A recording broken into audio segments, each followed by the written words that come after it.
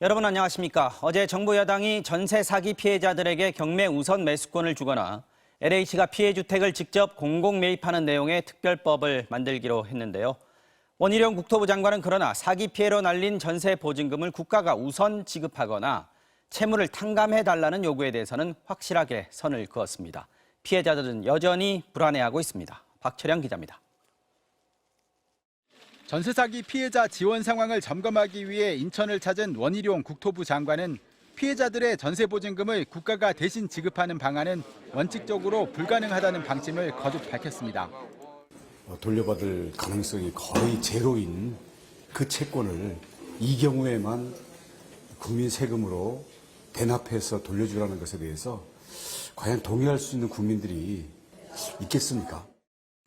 전세 사기 피해자들의 채무를 탕감해달라는 인천시의 건의에 대해서도 난색을 표했습니다. 전세 사기 피해는 특별법 범위에서 지원하겠지만 집값 하락으로 보증금을 돌려줄 수 없는 경우와는 구분해야 한다고 강조했습니다. 그럼 이상으로 전세 피해 지원 대책 아니 피해자가 말 좀 하면 안 돼요? 피해자 면담 없이 간담회가 마무리되면서 피해자 대책위가 반발하기도 했습니다. 정책 나온다 그러니까 더 불안한 게 혹시나 이게 우리가 못 쓸까 봐. 이 정책이 나오는 것들을 우리가 못 쓸까 봐 그게 불안한 거예요. 충분히 저희들 공감하니까요. 피해자들은 지난해부터 정부가 내놓은 각종 지원책이 실효성이 떨어진다고 호소하고 있습니다.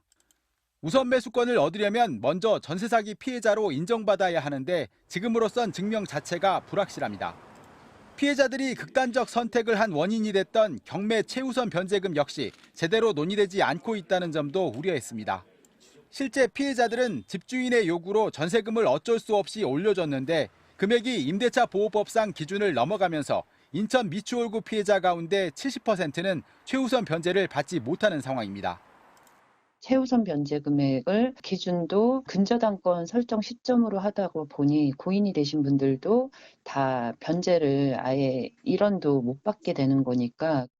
정부는 경매가 이미 끝나 살던 집에서 퇴거당한 인천 전세 사기 피해자 240여 가구에 대해서는 추가 구제책을 마련하기로 했습니다. MBC 뉴스 박철현입니다. 전세 대신 월세, 최근 전세 기피 현상이 뚜렷해지고 있습니다. 부쩍 오른 대출 이자 부담에다 최근 사태로 자칫 전세 보증금을 떼일 수도 있다는 불안이 겹친 탓이라는 분석입니다. 공인성 기자가 취재했습니다. 전세 2, 3억짜리 빌라가 밀집해 있는 서울 용문동. 전세 사기 이후 인근 부동산은 빌라 거래 문의가 끊기다시피 했습니다. 그나마 가끔 월세를 찾는 사람뿐입니다. 회사원 심동호 씨 역시 보증금 1,000만 원, 월세 94만 원에 오피스텔을 계약했습니다. 월 100만 원 가까운 돈이 부담이지만 혹시 보증금까지 떼일까 하는 불안감에 월세로 갈아탔습니다. 전세 사기 뉴스도 그렇고 금융 비용이 또 많이 오르기도 해서 오히려 그냥 월세를 좀 더 선호하게 된 것 같아요. 너무 위험하다 보니까 아예 고려 대상에도 못 오르는 것 같아요. 실제 전국의 전세 거래 기피 현상이 뚜렷해져 지난해 전국 임대차 계약 중 전세는 48.1%, 월세는 51.9%로 통계를 공개한 2010년 이후 처음으로 월세 거래가 전세를 앞질렀습니다. 특히 서울 지역 빌라의 경우 3년 전 70% 가까웠던 전세 거래 비중이 54%까지 낮아져 역시 통계 발표 이후 역대 최저치였습니다. 빌라를 찾는 수요 자체도 줄어 올해 2월 전국 주택시장 거래에서 빌라 비중은 9.1%로 통계 작성 이래로 가장 낮은 거래량을 기록했습니다. 빌라는 오피스텔보다 위험도를 따져보면 더 높다고 할 수가 있어요. 외부에서 봤을 때 적정 가격을 평가하기가 쉽지는 않습니다. 왜냐, 비교적 공급 세대가 작고 규모가 작기 때문에 그렇습니다. 전문가들은 전세를 기피하는 사람이 늘수록 집주인이 새로운 세입자를 구하기 힘들고 이는 다시 전세값 하락으로 이어져 깡통 전세 위험이 더 커질 수 있다고 경고하고 있습니다. MBC 뉴스 공유선입니다. 모르는 사람과 집 계약을 할 때 세입자들이 믿을 수 있는 사람, 사실상 공인중개사 말고는 없습니다. 그런데 최근 발생한 전세 사기 사건들은 공인중개사마저 사기에 가담해서 피해가 더 커진 것으로 드러나고 있습니다. 지자체와 국토부가 공인중개사들에 대한 집중 점검에 나섰습니다. 고재민 기자가 취재했습니다. 최근 전세 사기 피해가 드러난 경기 동탄 신도시의 한 오피스텔. 3년 전 이곳에 입주한 이모 씨도 피해자 가운데 한 명입니다. 계약을 망설였던 이 씨가 결국 계약을 한 이유는 안전한 집이라는 공인중개사의 설득 때문이었습니다. 당시에 중개인이 이 집 들어보려고 줄 서 있다. 이미 여러 차례 보고 갔고 지금 아니면 여기 못 구한다. 거래량이 많아가지고 보험 안 들어도 된다. 인천 미추홀구에서도 공인중개사들이 조직적으로 전세 사기에 가담했습니다. 건축 사기꾼 남모 씨 일당 61명 중 무려 9명이 공인중개사였습니다. 근저당이 있어도 안전하다거나 2억 원짜리 보험을 가입해뒀으니 사고가 터지면 충분히 보상받을 수 있다며 계약을 부추겼습니다. 하지만 부동산 계약 시 첨부되는 2억 원 공제증서는 한 업소에서 1년 동안 발생하는 전체 사고에 대한 보상 한도로 지금처럼 대규모 전세 사기가 발생하면 50명, 100명이 나눠 가져야 합니다. 보험에서 받을 수 있는 금액이 제한되는 거예요. 금액 자체가 너무 크기 때문에 공인중개사 재산으로 변제를 한다. 이거는 사실상 불가능하다고 보셔야죠. 사기인 것을 알면서도 중개업자가 대놓고 깡통주택으로 폭탄 돌리기를 권하기도 했습니다. 만기 되기 전에 다른 세입자를 맞춰서 진행하면 돼요. 2,000에서 2,500 정도를 챙길 수 있게끔 해드릴 거니까. 공인중개사가 연루된 전세 사기가 속출하자 뒤늦게 지자체들이 집중 단속에 나섰습니다. 서울시는 깡통 전세 위험을 알면서도 중개 행위를 벌인 혐의로 공인중개사와 중개보조원 등 10명을 적발했고 전세 사기 피해가 집중된 인천시와 화성시도 공인중개사에 대한 특별 점검에 돌입했습니다. 국토부도 공인중개사가 집행유예를 받아도 자격을 취소하는 등 책임과 처벌을 강화하는 방안을 검토 중입니다.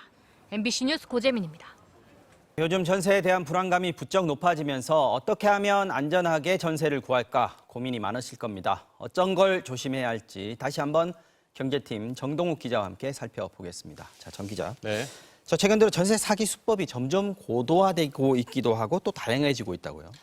네, 맞습니다. 전세 보증금보다 집값이 더 낮아져서 세입자에게 돌려줄 돈이 없는 깡통주택이 지금까지는 가장 흔한 유형이었는데요. 그렇죠. 새로운 유형이 많이 생겼습니다. 네. 신축 건물을 지은 뒤에 브로커와 짜고 전세금을 모두 챙긴 다음에 빈털터리 바지 사장에게 떠넘기는 건축주 먹튀 방식도 있고요. 네. 이 두 방식을 섞어서 전세가와 집값 상승을 모두 노리고 소유자를 분산시킨 것이 바로 이번 미추홀구 사례입니다. 그렇군요. 또 대부분 이사 오는 날 잔금을 치르는데 세입자들이 정신없는 틈을 타서 세입자 몰래 대출을 받는 밀어내기 수법도 있는데요. 네. 임차인의 전입신고 효력은 다음 날 0시부터 임대인의 담보대출에 대한 효력은 즉시 발생하는 점을 악용해 경매에 붙여지면 세입자를 후순위로 밀어내는 겁니다. 네, 다양하기도 하고 교묘하네요. 특히 방금 말씀하신 그 밀어내기 수법, 이건 정말 당하기 쉽겠는데요. 네, 맞습니다. 자, 그렇다면 당하지 않으려면 어떻게 해야 하나? 먼저 전세집 구할 때 이런 집은 유의해서 잘 살펴봐야 한다. 이런 유형의 주택들이 있겠죠. 네, 첫 번째는 전세가율이 70%를 넘는 경우입니다. 이런 집들은 경매에서 낮은 가격에 낙찰되면 전세금을 오롯이 지키기는 어렵습니다. 두 번째는 신축 빌라와 오피스텔입니다. 넓은 면적이나 가전제품 풀옵션 같은 광고에 혹해서 네. 실제 매매가보다 비싸게 들어가는 겁니다. 세 번째는 지나친 혜택입니다. 네. 몇 년치 이자를 대신 내준다면서 전세 대출을 유도해서 높은 보증금을 챙겨가고요. 반대로 신축인데 너무 보증금이 낮은 경우도 있습니다. 보통 이 경우에는 대출이 엄청 많은데 부동산에서는 집주인이 회장님인데 재벌집 부자라고 안심을 시키거나 가짜 보증보험 증서를 보여주기도 합니다. 자, 어쨌든 말하자면 주변보다 조건이 너무 좋거나 싸다 이러면 일단 조심해서 봐야 한다는 거네요. 맞습니다. 자, 유형은 다양하지만 지금 집주인하고 세입자 간의 정보의 격차가 너무 크다. 이게 또 근본 원인으로 지적되고 있거든요. 네. 집주인 정보를 잘 알아볼 수 있는 방법 뭐가 있을까요? 등기부등본 같은 경우에는 요즘들 다들 떼보시긴 하던데. 네, 등기부등본 확인은 필수이고요. 네. 주택도시보증공사가 내놓은 안심 전세 앱이 지난 2월부터 서비스에 들어갔는데요. 안심 전세 앱이요? 네, 맞습니다. 다음 달부터는 신축 주택의 준공전 시세와 광역시 수도권의 각종 부동산 시세를 제공합니다. 체납세액이나 대출도 확인이 가능하고 네. 다음 달부터는 집주인이 직접 세입자에게 어플로 정보를 전송할 수도 있습니다. 네. 이 밖에 저희 MBC가 만든 깡통 전세 간별기도 네. 주소만 넣으면 시세나 전세가율 등을 따져볼 수 있기 때문에 매우 네. 간편합니다. 그리고 전세 보증보험 같은 경우에는 네네. 가입 가능한지를 반드시 따져봐야 합니다. 임대사업자는 2021년 9월부터 반드시 가입해야 하는데 네. 각종 면제 사유가 있거든요. 이 역시 세입자 동의를 받아야 하니까 꼼꼼하게 살펴볼 필요가 있습니다. 면제가 있더라도 세입자 동의 있어야 된다. 네, 맞습니다.